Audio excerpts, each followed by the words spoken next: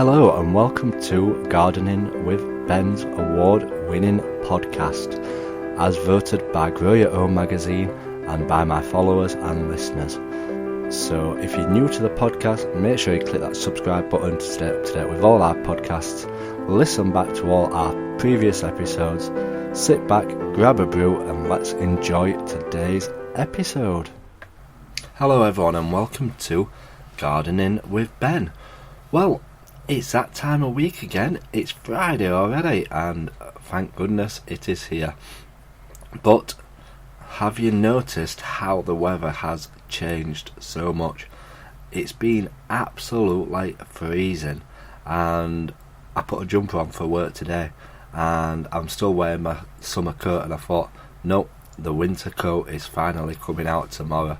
I may be from up north, but I am absolutely freezing. We're meant to be tough up north. But the coat is definitely coming out for me. And I have seen the weather forecast, they're predicting snow later on this month. I don't know how true it is, but with how cold it has been today, it certainly is turning and getting there. And I hope it doesn't come yet, because it'll stop me getting my jobs done, but we'll see. But it's that time of week again when we need to start looking at our jobs for the weekend. As I say, it's starting to get colder and the winter is coming, so it's an ideal time to start looking at jobs, what can be done for the winter. And with snow obviously being forecast, so they say, it's time to start taking down any netting on your fruit cages, as obviously the fruit is finished. The fruit should hopefully now all be picked and harvested. So start taking netting off fruit cages. You might think, oh, I've put it all up, that'll last me years, that. But no, take it all down over winter, because if the snow gets on top of it, it'll weigh it down and it could damage it, break it, rip it. I paid £80 for a piece of netting that covers the full length of my plot. Every year I take it down and then I put it back up again in around May time. So it's down for probably around 6 months of the year, as I don't need it up when it's not got anything growing under it. So you might as well take it down, protect it, and it'll last you years. And I've had this piece of netting now for about 10 years and it's still going strong, it's still lasting me, and hopefully it'll last me for years to come. So it's been a worthwhile investment buying that piece of netting that covers the full length of my plot. It stops any birds from getting in. They can still come in through the side, through the chicken wire, the little birds, to eat the slugs and stuff, but it'll keep the pigeons off it, and it saves having to keep taking it off all the time to weed the beds. Not that I get all the weeding done, shh.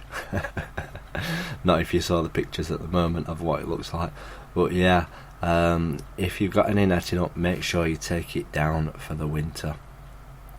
Also, going on about winter, you need to start looking at your fruit trees, because you need to start getting them ready for the winter as well, because around now stuff will start to hibernate, like the moths and the caterpillars and stuff. So you need to start painting a winter wash on the trunks of your fruit trees.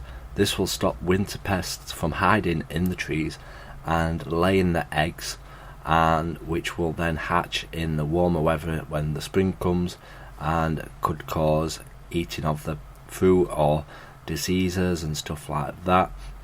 So stop them now. And you can also put a grease band around the trunks of the trees. This will stop the caterpillars from crawling up and laying their eggs along the winter time. So that is what you need to be doing around the winter time. And again, obviously, if you've got the strawberry plants, you really do need to be taking off them runners now and getting them potted up or put into the ground in the position that you're going to be growing them. It's because obviously it'll start to get colder and the frost will come. You need to start getting them into the ground so that they can get rooted and get growing, ready for next year. Even if you don't know where you're going to be putting them right now, just pot them up, put them in your shed, and just keep them watered a bit over the winter time, and then you can pot them up again, pot them into the ground in the March time, ready for them to start fruiting.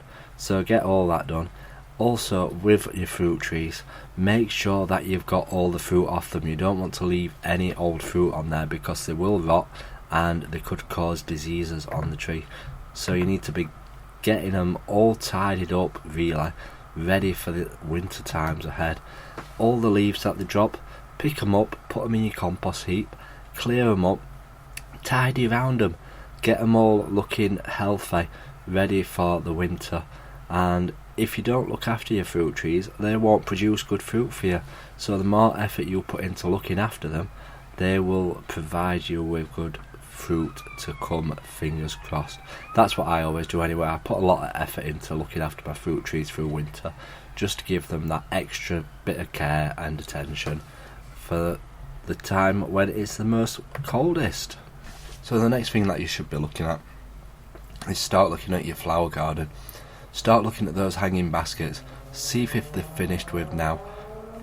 Any plants that you want to save, like your geraniums, pot them up, put them in the greenhouse, keep them warm through the winter, and you will be able to get them to flower again next year.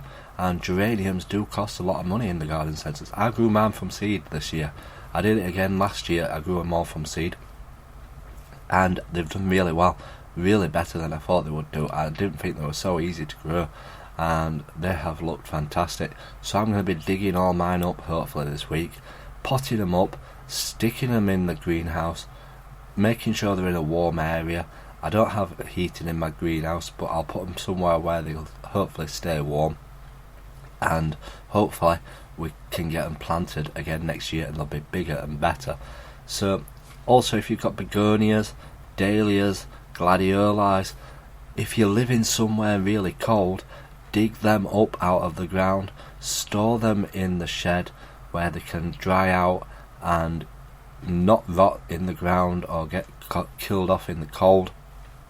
Where I am, I left my gladioli bulbs in last year because my followers said that they'll be alright where I am, and they did grow back again this year. But if you don't want to risk it, if you've spent a lot of money on them, you can dig them up, keep the tubers and the bulbs, and store them in somewhere that's dry where they won't rot. And then you can just plant them again next year, and they'll come back bigger, better and stronger that year, and they'll keep blooming for years to come. So get looking at them. So think about what jobs need to be done in the garden this week. Just go over the top, make a list of them all, and see how many that you can get done over this weekend. Like I said, it's getting colder.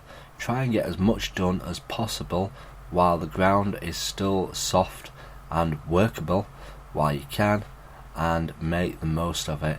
I have looked at next week's weather and it is actually looking like it's getting warmer again, so it's certainly been a funny year for weather this year. So I hope you all have a fantastic Friday, everybody. Enjoy work. Remember, it's soon the weekend. As always, remember, keep smiling and keep gardening. So thank you for listening to today's episode of Gardening with Ben. We hope that you've enjoyed this episode. Remember to do click that subscribe button to stay up to date with all our podcasts. Feel free to share them on your Instagram stories so that it spreads the word about my podcast and we get lots more listeners. Feel free to check out my social media sites, Facebook and Instagram as well, Gardening with Ben, and also my YouTube channel, to stay up to date with all my handy videos, how-to videos, and sharing my tips and advice. And feel free to check the link as well in the description for my Gardening with Ben t-shirts. Lots of funny gardening design t-shirts in there for you to purchase at great prices too. So thanks again, and as always, remember, keep smiling and keep gardening.